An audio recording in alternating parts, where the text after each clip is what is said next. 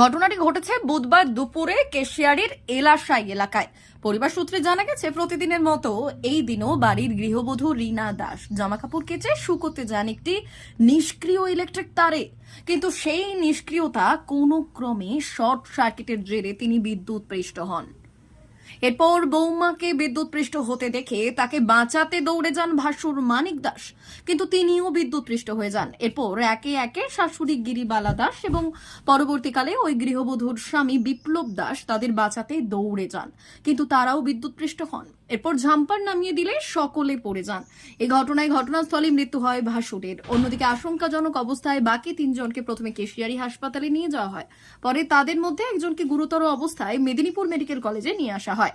এই ঘটনায় এলাকায় ছড়িয়েছে আতঙ্ক, নেমে এসেছে শোকের ছায়া। বিদ্যুৎ দপ্তর ও পুলিশের প্রাথমিক তদন্তে জানা গেছে, বাড়িতে থাকা বিদ্যুতের লাইনে গাফিলতির ফলে এমন ঘটনা ঘটেছে। যদিও ইতিমধ্যেই পুরো ঘটনা তদন্ত শুরু করেছে কেশিয়ারি পুলিশ ও কেশিয়ারি বিদ্যুৎ দপ্তর। কারেন্ট শটে মারা গেছে, কাপড় শুকাতে গেছিল তার ভাইয়ের বউ। তাকে বাঁচাতে গিয়ে এই ঝাম্পার নামাতে গিয়ে সত্যি মারা গেছে। কোথায় হয়েছে? বাড়িতেই। আহত কজন হয়েছে? আহত 3 জন। কোথায় ওরা এখন? 2 জন এখানে আছে আর একজনকে রেফার করেছে এখানে মেদিনীপুর। কি নাম যিনি যে মারা গেছে? মানিক দাস। বাড়ি? এলাসাই। কখন নাগাদ হয়েছে ঘটনাটা? 12টা নাগাদ সম্ভব। কি নাম আপনার? কালীপুর নাগাদ। D news, Keshiary.